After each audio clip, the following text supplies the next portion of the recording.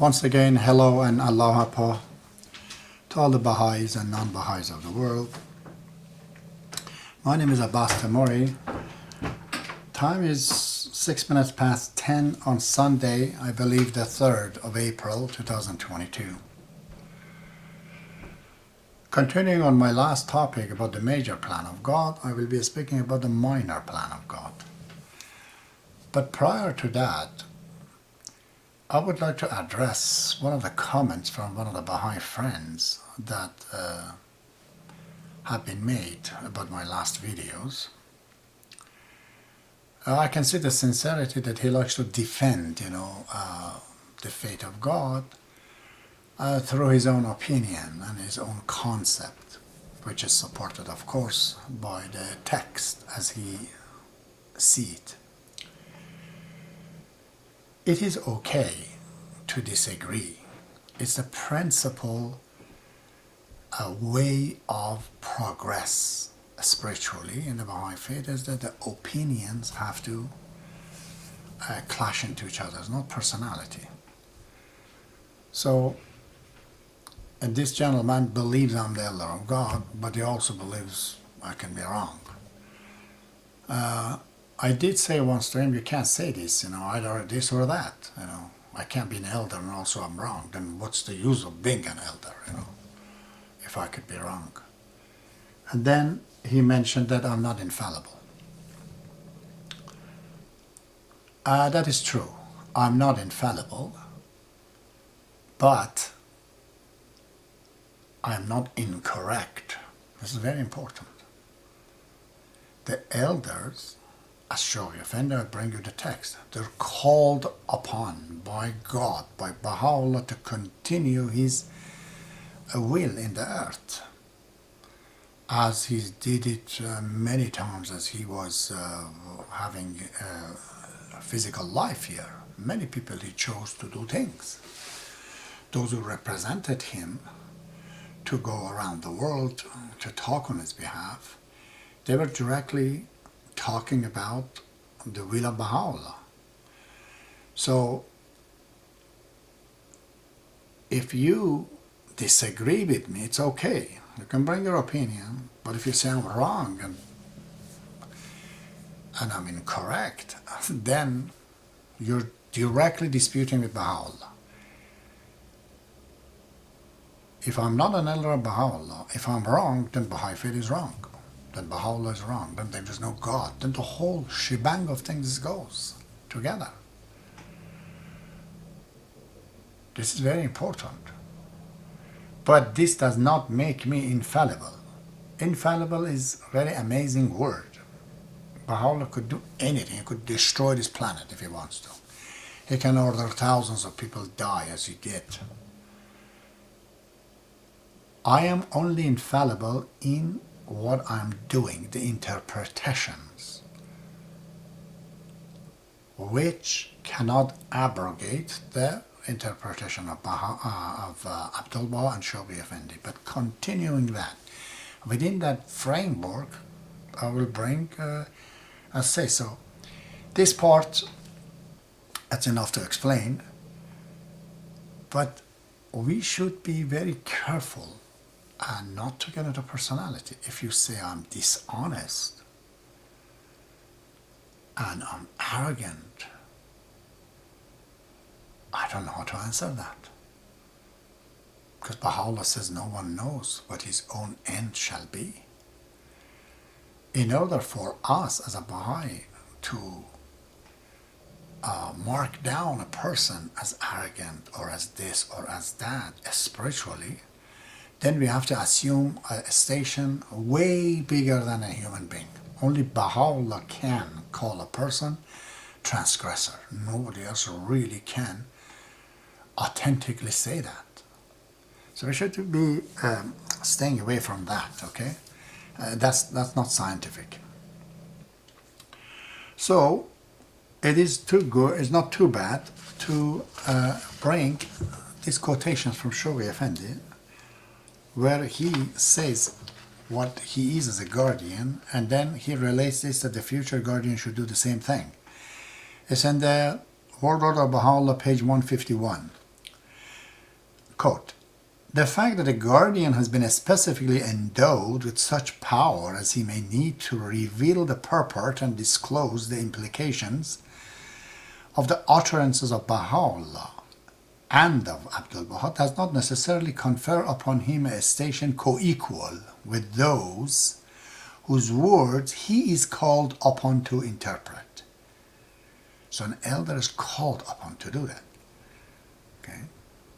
Continuing, quote, he can exercise that right and discharge this obligation and yet remain infinitely inferior to both of them in rank and different in nature. To integrity of these cardinal principles of the fate, the words, the deeds of its present and the future guardian must abundantly testify.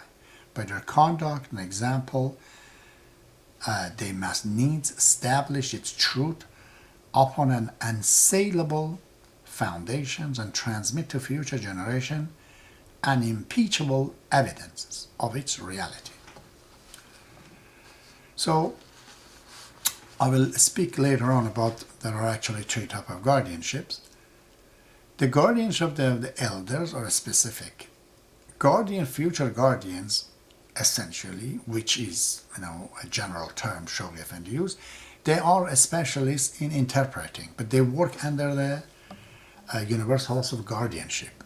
Elders, however, like hands of the cause of God, they are not. They are different. These five elders are completely different, unlike the hands of the cause of God.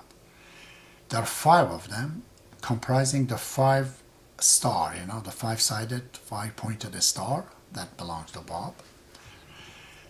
The one that is me is the head, which means the knowledge. So if others are just knowledgeable like me, it will be useless. There's already one. Plus it causes the differences. The other two that I knew in the past, they came and signed in documentation that they're the elder of God, that I can carry what I think is right. They were like my foot.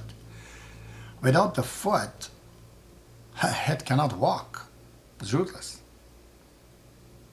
So that's why it was formulated and international institution of guardianship and whatnot. The other two elders that would have come later, and I don't know who they are exactly right now, I usually will be told, they are my hands. Their specialty is that they take this message and give it to others. So all these five, they're equal, but they have different functionalities. So But the other elders in the future, they're all only interpreters. They're interpreters on it. Now, since the question of infallibility came, let us just see this word of Abdul-Baha about two types of infallibility. I quote, infallibility as an attribute is not an essential requirement. Rather, it is a ray of the gift of infallibility which shine from the sun of truth upon certain hearts and grant them a share and a portion thereof.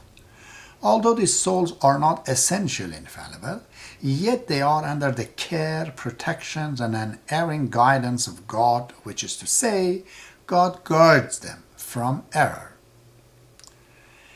Thus, there have been many sanctified souls who were not themselves the daysprings of the most great infallibility, but who have nevertheless been guarded and preserved from error under the shadow of the divine care and protection.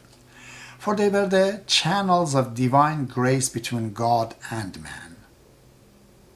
And if God did not preserve them from error, they would have led all the faithful to fall likewise into error, which would have wholly and undermined the foundations of the religion of God, and which would be unbefittingly and unworthy of his exalted reality. To summarize, infallibility is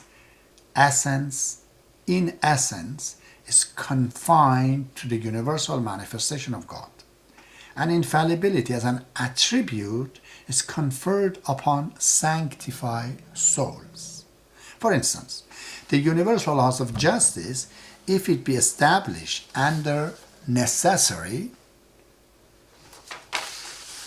condition, is very important. Necessary condition. That is, if it to be elected by the entire community, that house of justice will be under the protection and unerring guidance of God. Should that house of justice decide, either unanimously or by majority, upon a matter that is not explicitly recorded in the book, the decision and the command will be guarded from error. Not a member of the universal laws of justice are not essentially infallible and unerring, essentially infallible as individuals. But the body of the house of justice is under the protection and unerring guidance of God. This is called conferred infallibility. So the conferred infallibility, you can see, goes to certain men who more than an elder, or hands of the cause, or letters of living. Who else then? But there are others. They're called general guardian, come in the future. This is conferred upon them. They're like a moon. They take the light, from the sun. They themselves, they don't have the light. But they get it. It's more like a computer. If I could go and say that people are like computer, have a software and have a hardware, elders or the future guardians, they're subscribed to the internet of God. So what I say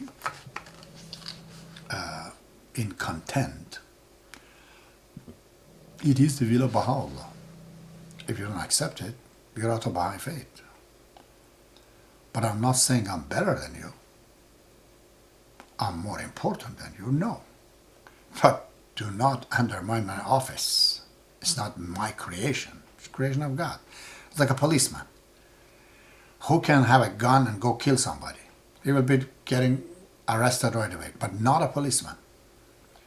Because he's conferred upon this duty that, if it is necessary, he will do it if he knows it. So, having said this, we're going to go to this major plan of God. The major plan of God, as I explained, is essentially will be finished once the unification of mankind is achieved. And it is happening in reaction to the truth. Okay? Like those Muslims, like Ayatollah, all this, they fought with the Baha'is. As a result, Baha'i faith became famous all over the world. And as it become famous, people hear it, and they just go on and learn more and more about it. But what it can do only is a lesser piece, which means the pieces of mankind gets together like a body parts, becomes a full body, you can see it. But it doesn't have a soul. That will happen in the hand of the minor plan of God. Okay? So minor plan of God, although it's minor, but it is forever. For as long as Baha'i faith exists, it is there. There's no end to it. It always is there. And its goal is to create the great peace, not lesser peace, a great peace, which means a spiritual peace among all the people. But unfortunately, it has three conditions. It's a conditional plan. Minor plan, which is the world order of Baha'u'llah, consists of universal laws of justice, consists of universal house of guardianship, the two pillars, is supposed, as our friend mentioned, to be the framework from which the Commonwealth, the Baha'i Commonwealth or Baha'i government will be formulated based on it. It's a framework. It shows how to do it. But unfortunately, it has condition. Let's see the fact about what minor plan is. It's in the World Order of Baha'u'llah, page 162. The previous quotation was the Some Answered Question, page 199, by the way. This one, I quote, "The most great peace, on the other hand, as conceived by Baha'u'llah, a peace that must inevitably follow the practical consequence of the spiritualization of the world and the fusion of all the races, creeds, classes, and nations, can rest on no other basis and can be preserved through no other agency except the divinely appointed ordinances that are implicit in the world order that stands associated with his holy name." Another one in the same, I think, page 141, is Citadel of the Faith, continuation of the before. Quote, "For though the newly launched world spiritual crusades, constituting at the best only the minor plan in the execution of the Almighty's designs for the redemption of mankind, has, as a result of this turmoil, paralyzing temporarily the vast majority of the organized followers of Baha'u'llah within his birthplace." He's referring to the Baha'is that they attacked, the non-Baha'is that attacked the Baha'i faith at the time of Shoei Effendi, where the Hands of the Cause ransom caller was sent there, and she died there under this task. Continuing, "Suffered a severe setback, yet the overall plan of God, moving mysteriously and in contrast to the orderly and well-known processes of a clearly devised plan, has received an impetus, the force of which only posterity can adequately assess." Universal Laws of Justice is a comment on this, and their message of the Rizwan 155, quote, "Unlike his major plan, which worked mysteriously, God's minor plan is clearly delineated, operates according to the orderly and well-known processes, and has been given to us to execute. Its ultimate goal is the most great peace." And finally, Shoei Effendi, World Order of Baha'u'llah, page 152. "The Baha'i Commonwealth of the future, of which this vast administrative order is the sole framework, is both in theory and practice not only unique in the entire history of the political institution, but can find no parallel in the annals of any of the world's organized religious system." So this is what the minor plan is. It's minor, but the Baha'is have to do it. There is no force into it. If they don't want to do it, they won't. For sure, according to the Baha'i faith, even in Islam, God only will bring what to do. He will not come and fix it. If he comes and creates the great peace by himself, then there's nothing else for us to do. If we have nothing else to do, how are we becoming spiritualized ourselves? This is a gift he's giving to us, so we'll assemble it. We have to assemble it, and we have to make it to operate, and we have to utilize it and use it. If we don't, and if he has to do everything else, then there is no hell and heaven, because everything is done here. There is a heaven, there is a reward for us to do this. But unfortunately, as I said, it's conditional. The first condition is that the Baha'is have to be united on this with each other. Unity of the Baha'is is not as you think they get together. No, it's not that at all. It's not that we all go to the 19-day feast or the Baha'i functions. Those things are just a means for us to become friend. Friendship is the unity. In the past, the relationship was like this.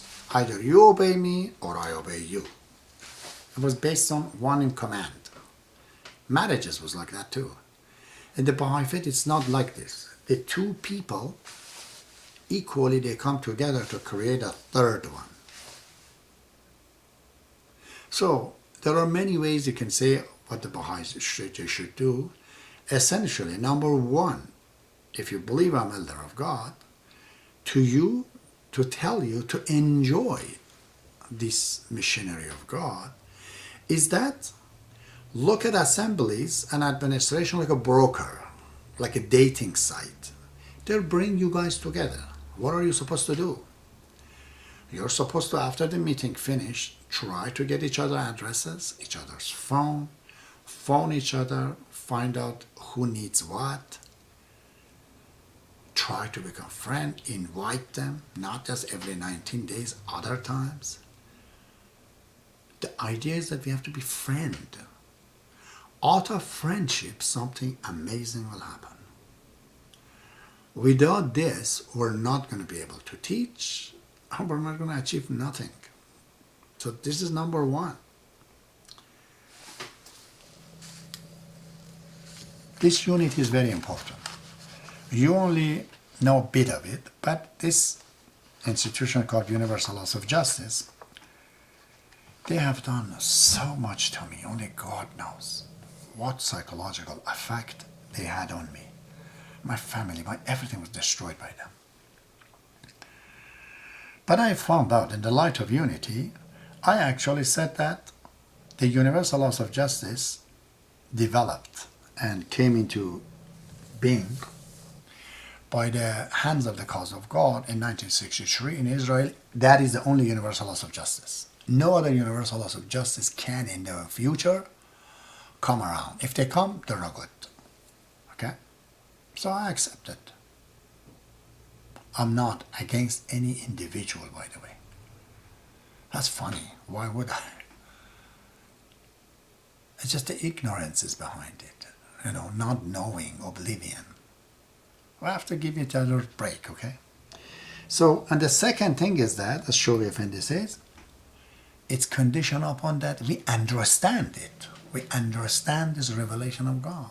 We have to understand this minor plan, the world order of Baha'u'llah. If you don't understand it, what are we going to teach? Our own understanding? It's not going to work. And number three is that, are we going to teach it?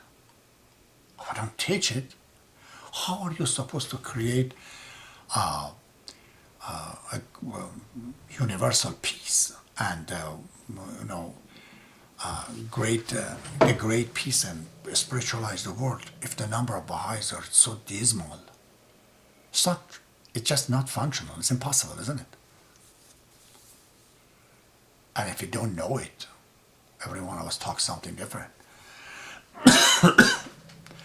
I bring you some quotations on this. They asked Shogi Effendi, is this religion just like the religion of the past? And just adding another problem to the rest of the problem? Or it's something new? And he answers, what can possibly be the agency that can safeguard this Baha'i institution so strikingly resemblant in some of their features to those which have been reared by the fathers of the Church and the Apostle of Muhammad? From witnessing the deteriorations in character, the breach of unity, and the extinction of the influence which have befallen all organized religion hierarchies. Why should they not eventually suffer the self-same fate that has overtaken the institution which the successors of the Christ and Muhammad have reared? He's asking these questions on behalf of others, probably. And then he answers these questions by projecting few conditions, such as the true endeavor of the Baha'is, and by accepting the Baha'i faith in its entirety in following words.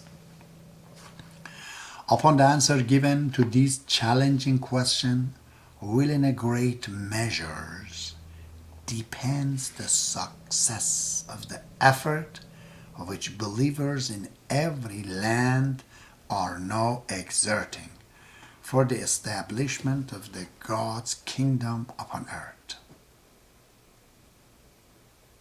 If we do not understand it entirely, and we do not teach it, it will not happen. It's conditions. And in the Unity of Baha'is says, in a book called, this was in the World Order of Baha'u'llah, page 18 and 19, and in a book called Mahmud Diary, which is the travels, itinerary travels of Abdul Baha, in page 129. It was on Tuesday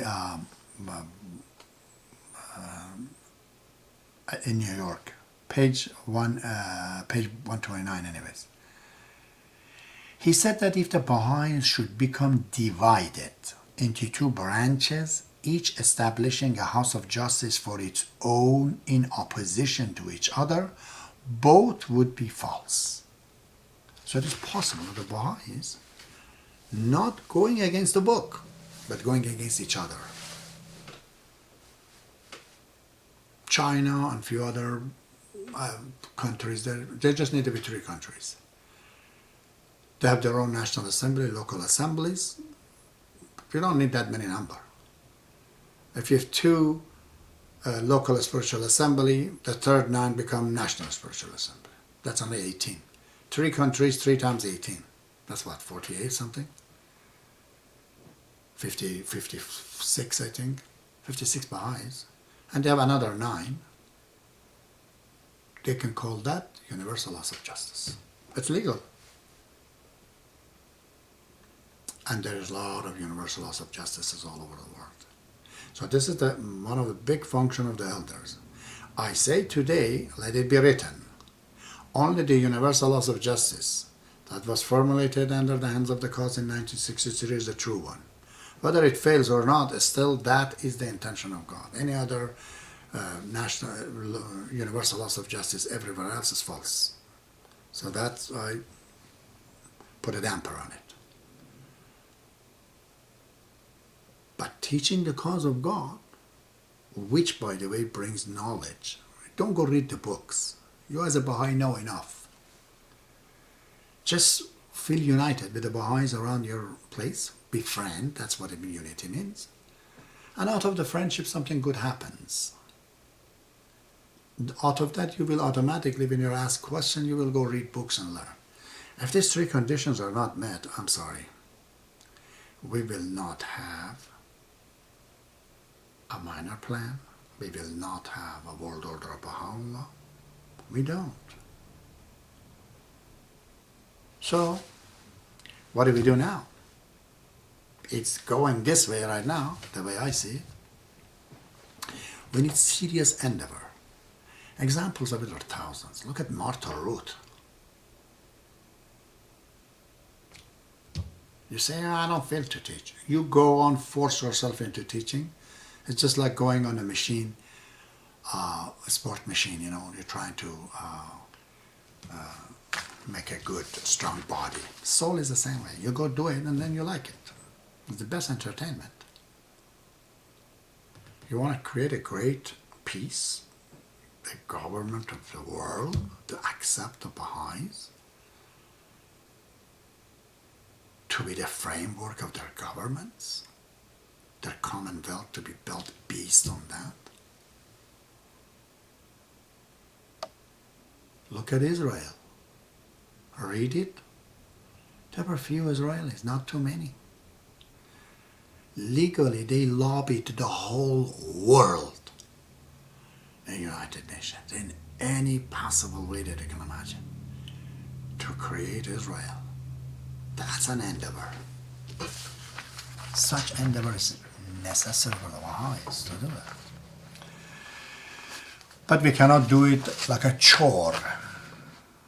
You have to enjoy it. The joy of being a Baha'i is to become friend with somebody whom otherwise you would not have the chance to.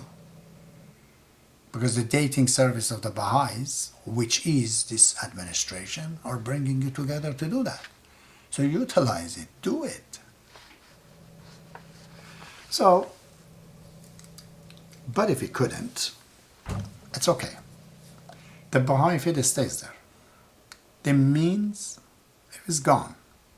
And this is the three quotations bring for you. There are more, but Shaykh Effendi says here, I need not dwell upon what I have already reiterated and emphasized, that the administration of the cause is to be conceived as an instrument and not the substitute for the faith of Baha'u'llah. Baha'i faith is not administration. This is Shaykh Effendi, World Order of Baha'u'llah, page 9. The next one. It says that. It's very important. To disassociate the administrative principle of the cause from the purely spiritual and humanitarian's teaching would be tantamount to mutilations of the body of the cause, a separation that can only result in the disintegration of its component parts and the extinctions of the faith itself. This is it.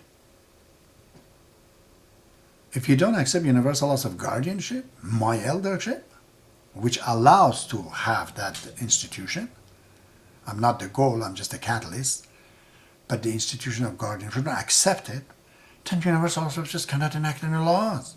It's done, it's gone. Cannot disassociate it, but if you do, God has a back burner. And the last one. This was in page 5, and in page 9, Shaykh Effendi says, the whole machinery of assemblies, of committees, and convention is to be regarded as means and not an end in itself. The goal is not to create assembly. Okay? It's not. So if that happens, a huge problem happens.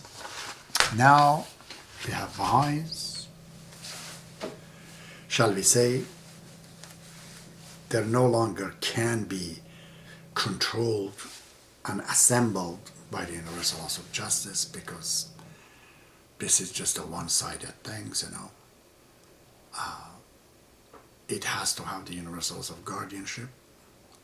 And I'm not blaming these individuals. People have elected them to be there. People have not studied well. Or there might be some foreign hand. They want them to go there so they can stop the faith of God through these people. Who knows? Whatever it is, this is not the intention of Baha'u'llah. All of a sudden when it comes here, Shaykh Effendi goes and says something else. A directive from the Guardian, page 56. It says to the Baha'is, we must build up our own Baha'i system and leave the faulty systems of the world to go their ways. We cannot change them through becoming involved in them. On the contrary, they will destroy us. So, what is the Baha'i system? Baha'i system does not necessarily mean the Baha'i administration. We don't build this. This is built by God. Now, there is quotations here that tell us there's a back burner. Okay, the administration dies out. But the Baha'is are there. They believe in Kitab al-Aqdas. They believe in all the principles. And they are majority of a country. Otherwise, it's not possible. No commonwealth can come. We have to be a majority. Okay? In the city and everywhere else. So, in that case, they will form a Baha'i commonwealth, which is not on the framework of this World Order of Baha'u'llah. But it is done differently. And there is serious, the text alludes to this. I want to read this for you, which is, again, in the World Order of Baha'u'llah. Okay. Shaykh Effendi quote. How clear, how prophetic must sound the words uttered by Baha'u'llah in the light of recent international development.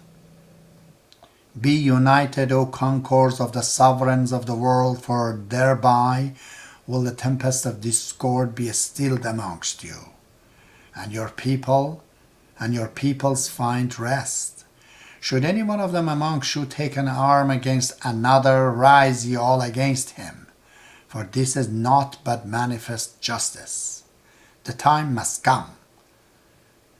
He foreshadowing the tentative efforts that are now being made, has written, when the imperative necessity of holding a vast and all-embracing assemblage of men will be universally realized, the rulers and the kings of the earth must needs attend it, and participating in its deliberation, must consider such ways and means as will lay the foundation of the world's great peace amongst men. Should any king take up arm against another, all should unitedly arise and prevent him. Notice the word he uses, the world great peace. Coming by what? By the kings, by the rulers, not by the assemblies, but different ways of the great peace. Because these rulers that he's talking to them, they're not necessarily Baha'is. You know, or they're Baha'is, but there is no way for them to follow the assemblies or whatever. They're different. And Abdullah interpret this. Again, it's the word of Shoghi Effendi, not mine. The sovereign of the world, right Abdul-Baha, in elaborations of this theme, must conclude a binding treaty and establish a covenant, the provision of which shall be sound, inviolable, and definite. They must proclaim it to all the world and obtain for it the sanction of all the human race. All the forces of humanity must be mobilized to ensure the stability and permanence of this most great covenant. All the people are not Baha'is. No. The fundamental principles underlying this solemn pact should be so fixed that if any government later violate any one of its provisions, all the governments on earth should rise to reduce it to utter submission. Nay, the human race as a whole should resolve with every power at its disposal to destroy it.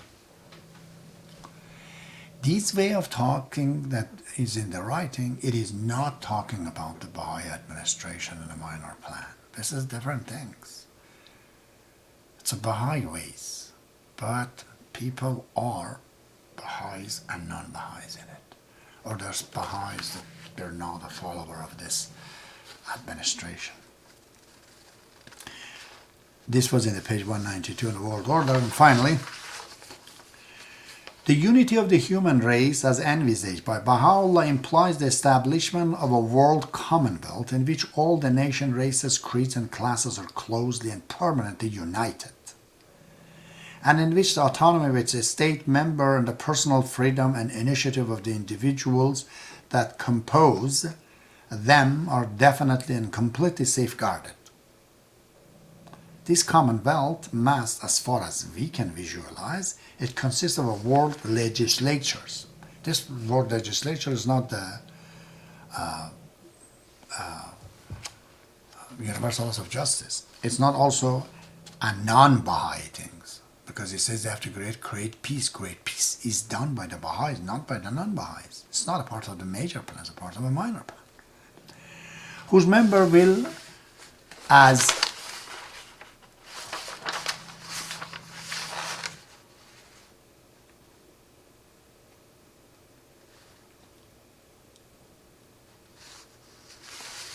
okay, I think I have, right.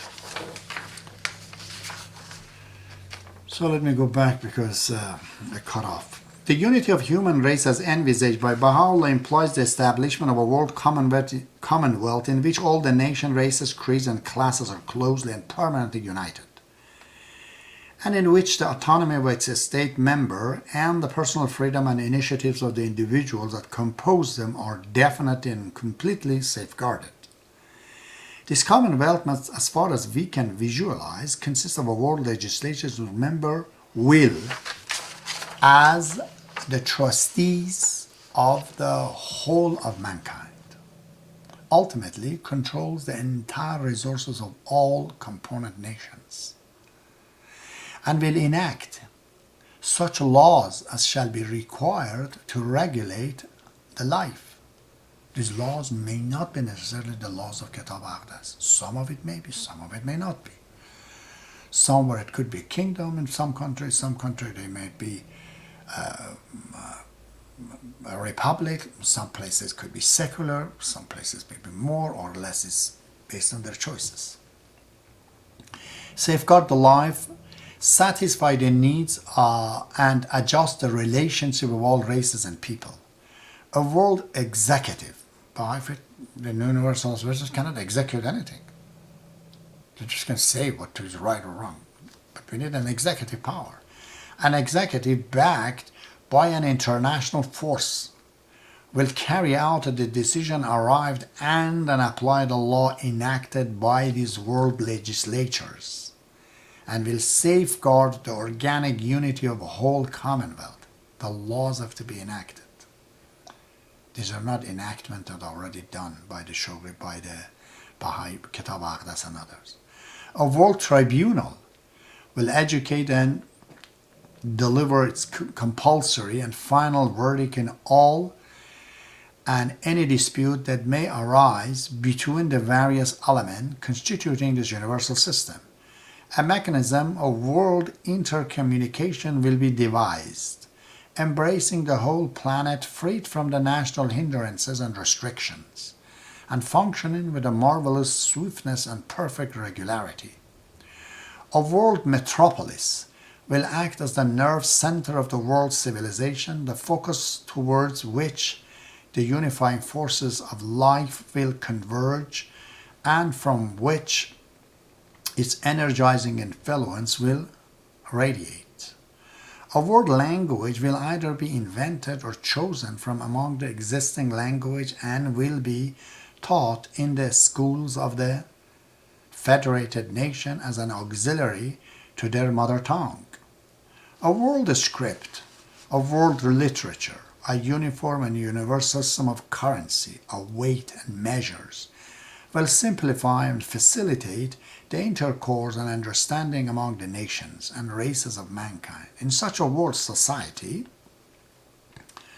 science and religion, the two most potent forces in human life, will be reconciled, will cooperate, and will harmoniously develop. The press will enter such a system, while giving full scope to the expressions of the diversified views of the convictions of mankind, ceases to be mischievously manipulated by vested interest, but a private republic, and will be liberated from the influence of contending government and peoples. The economic resources of the world will be organized, its sources and raw materials will be tapped and fully utilized. Its market will be coordinated and developed, and the distribution of its product will be equitably regarded. And continues in quotations again, which is clearly a Baha'i government. You be the judge of it yourself. National rivalries, hatred, and intrigues will cease. This is what exactly will be in a lesser peace by the major plan. It is not here. It does not exist there. And racial animosity and prejudice will be replaced by racial amity. Well, that's again a Baha'i things. Understanding and cooperation. Amity, understanding, and cooperation. The cause of the religious strife will be permanently removed. Economic barriers of restriction will be completely abolished, and the inordinate distinction between the classes will be obliterated. Destitutions on the other hand, and the gross accumulations of the ownership on the other will disappear.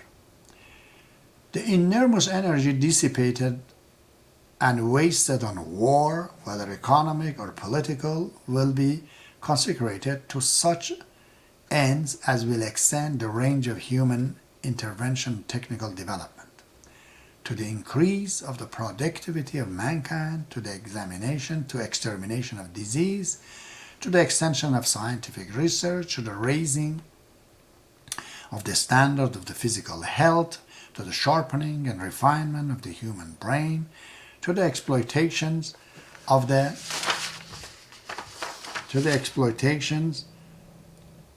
of the unused and unsuspected resources of the planet, to the prolongation of human life, and to the furtherance of any other agency that can stimulate the intellectual, the moral, and the spiritual life of the entire human race. A world federal system ruling the whole earth and exercising unchallengeable authority over its ambiguity, or over its unimaginably vast resources, blending and embodying the ideas of both the East and the West, liberated from the curse of war and its miseries, and bent on the exploitations of all the available sources of agency on the surface of the planet, a system in which force is made servant of justice, whose life is sustained by its universal recognition of one God and its allegiance to one common revelation. Such is the goal towards which humanity, impelled by the unifying forces of life, is moving. Page 203 and 204. So I know it is a bit ambiguous, blurry, because sometimes you see such a system is under universal, under the world order of Baha'u'llah, and other places you see there are things in it that others. Kind of the road is open that if this system, the means to get to the great peace, which is the world order of Baha'u'llah, dies out, and people start to do, not accepting it, not participating in it, then there is other ways, as I mentioned. Because, after all, the whole world order of Baha'u'llah is only a means, is a tool. It's not the real fate that, makes us spiritual. So, this definitely, if we want to go to this far, as a Baha'is, which I've never seen any practical plan, I don't know how long I'm going to live. I every day negotiate with Baha'u'llah, let me finish this, don't let me to die like Shawi Effendi. I mean, just do what I have to say. There are a few other important videos I have to put, and after that I'm done. We have to go try to establish the Baha'i faith in one city. Preferably Canada, even Australia. The United States pretty hard, but these two countries are very easy, Australia or Canada. To get into one city, get all the Baha'is from all over the world to come to that city if necessary, start to teach, as I said, not by the proselytizations. Don't have a pamphlet in your hand. Friendship. Abdul says in the beginning of Islam, for 300 years there was no Quran. So what would develop Islam and progress it? He says one-on-one. Because when you are with a person, you deliver that faith. But when you have a media, a broker, which is a book, or paper, and media, is not as effective. Friendship. You don't even to talk Baha'i faith. If you're a friend with them and you're a Baha'i, they will be. It's osmosis pressure. It will go in you without you knowing. But we have to go get a city. Sizable, 100,000 maybe. Then we establish a Baha'i government in that city. Show to the country how this is good. An organic city. Where all the members of that city, they do job as they are a part of the government. You want to get a babysitter? There's a website. There are many people in town that are doing it for free. You don't have to pay for it. You don't need to police for the traffic. Everyone has the power to see somewhere something going and report it. Everyone is a part of it. It's an organic.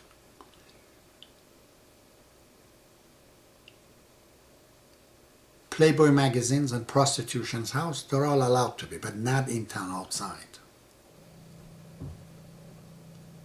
That is the right of unborn in that government. There's the right of 10 years old not to look at things that might affect him.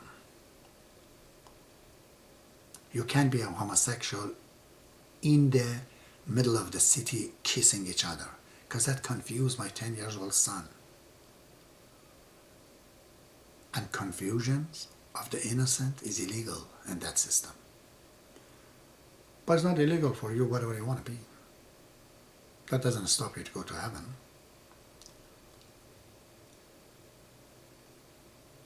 Why? Because we say that if you ask all the children of the world from age 10 to 14, anywhere in the world, do you like your dad to be with another man than your mother, or your mother with another woman than your dad? Children say no. So we're not born to be homosexuals, but some of us are, by choice or by nature. But we cannot impose it on others. You cannot have alcoholic drinking displayed. Children learn about it. They should learn about this on their own, Such system, anyways, that I'm not going to tell you what it is, you will find out. We have to take a city and do that and put that in practice. People are tired of talkers and ideas in the West, especially. They've seen lots of it, They want to see, what are you selling? I want to know what you do for me. The taxes in the city, property taxes, become dismal. People do. A lot of volunteers, they'll do the work. They're all a part of the city. That city is organic. It's corporations. Everyone works for it. Everyone is a part of it. If we do this, then it's very easy a province or a state will be converged. If that goes, the rest goes. If Canada goes or Australia goes, the rest of the world will come. But it needs effort. I could only think about it. I have no money to do it. God hasn't given me money, because he says, Abbas, stay away. This is don't steal from people. This is their share. I've given it to them to do it, because that's how they become spiritualists. I talked enough. Allah Akbar.